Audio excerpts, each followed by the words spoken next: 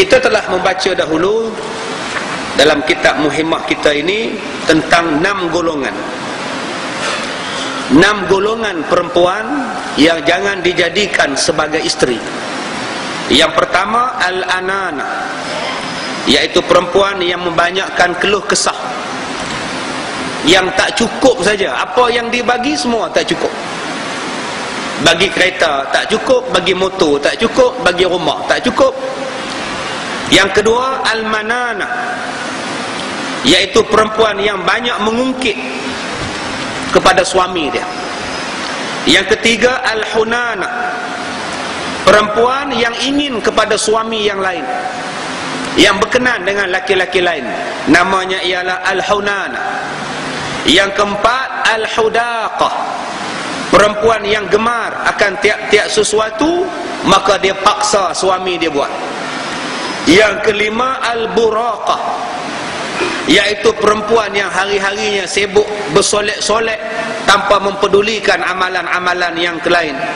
Dan yang keenam as-salaqah, iaitu perempuan yang membanyakkan bercakap, beleteh siang hari pagi petang. Baik.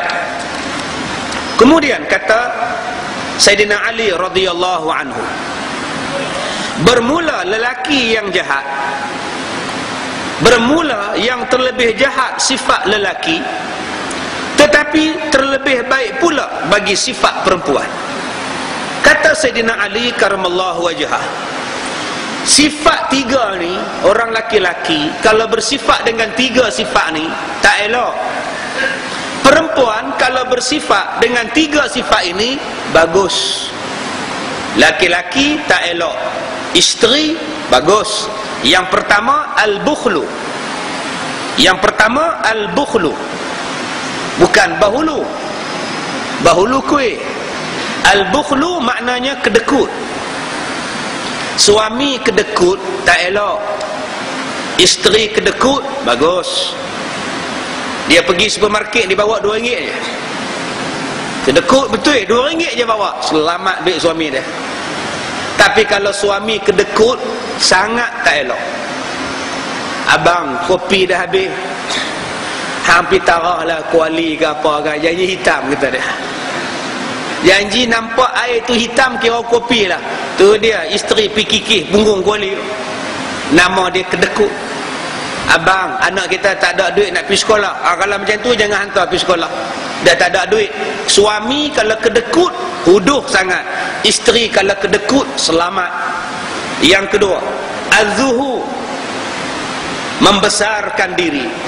Suami kalau sombong, suami kalau bongkak besar diri, tak elok.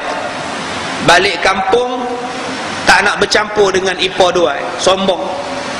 Balik kampung tak nak tidur rumah mertua, rumah mak tak nak tidur, sombong. Orang laki-laki, ya, kalau dia sombong dia tak elok. Tetapi kalau perempuan sombong bagus. Orang mengorak tak layan, dia isteri orang, orang mengorak dia tak layan. Hai, seorang saja, kau suka aku lah seorang, kedua ke? Kamu ngorak aku repot laki aku. Sombongnya, mestilah aku isteri orang. Selamat tuan-tuan. Sombong sangat.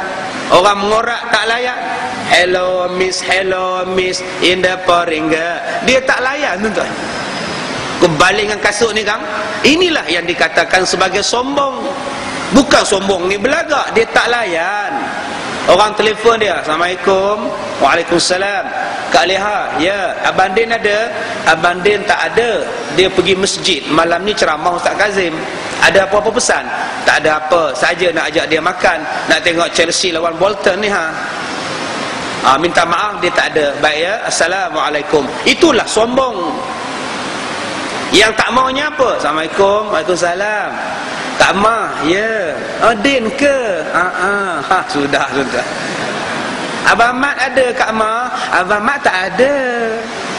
Nampak tu? Yang Din di sana tu dah menggeliat dah. Dengan lentuknya, dengan suara lembutnya, orang dah perasan dah. Datanglah rumah, Mat, tak apa. Nampak tu? Di hujung dia 4 harakat, 5 harakat. Jadi jangan buat macam itu. Yang ketiga kata dia al-jubnu. Apa makna jubnu? Penakut. Suami kalau penakut huduh sangat. Nak pergi ke bilik air pun minta isteri teman. Huduh tak? Pukul 2 pagi, Pak, teman abang ke dapur dahaga.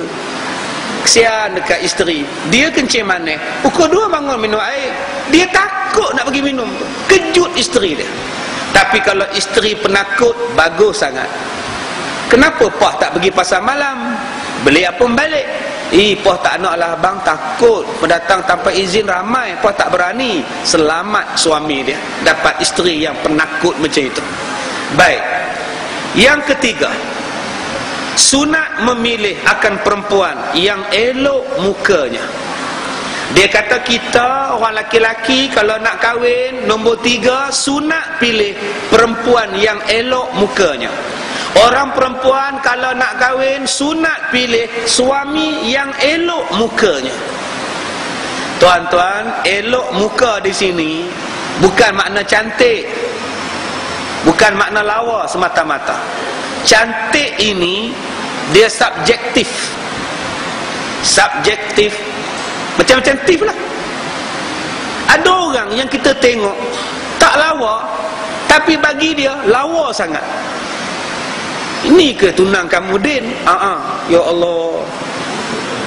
Wah, cantik apa? Yelah cantik. Kita tengok lain macam. Dia tengok cantik. Sebab itulah saya katakan tadi, subjektif.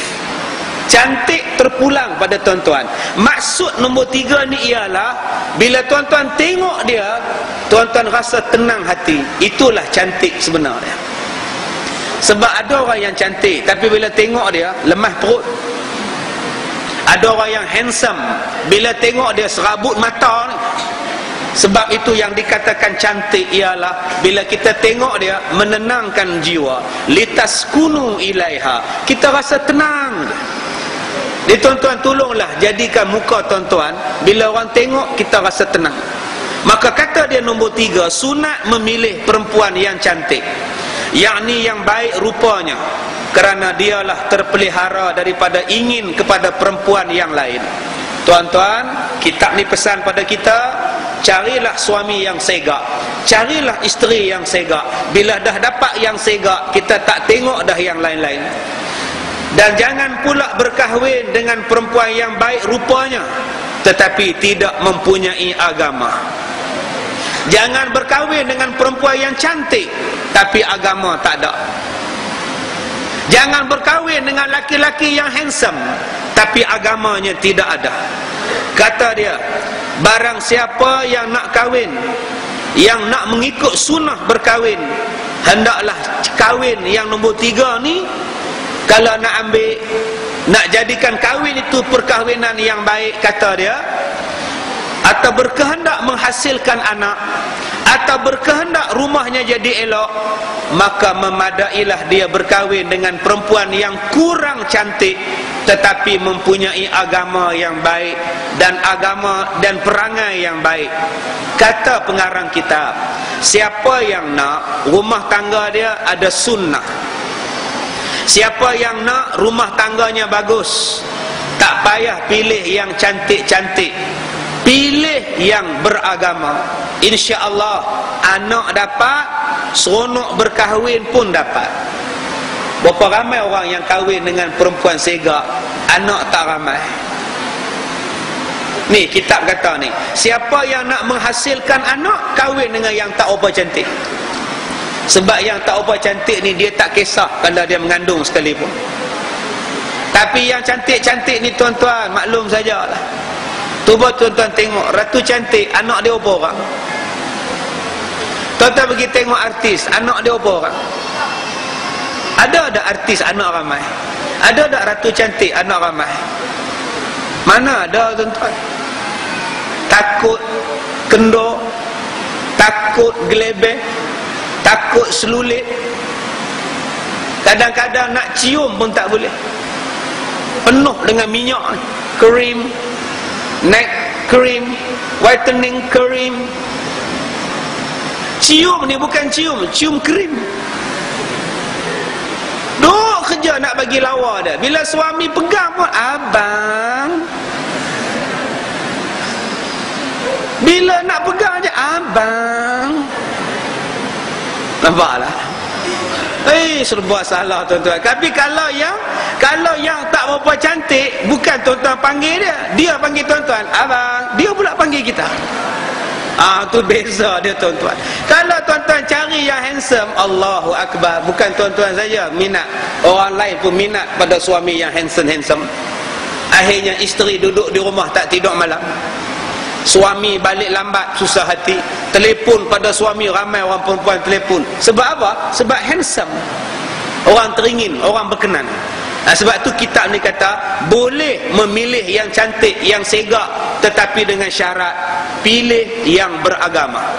Kalau kamu nak rumah tangga kamu aman, jangan pilih yang cantik sangat, ambil yang sedang-sedang tetapi mempunyai pahaman agama. Anak kamu dapat, bahagia rumah tangga kamu, dan kamu boleh hidup sejahtera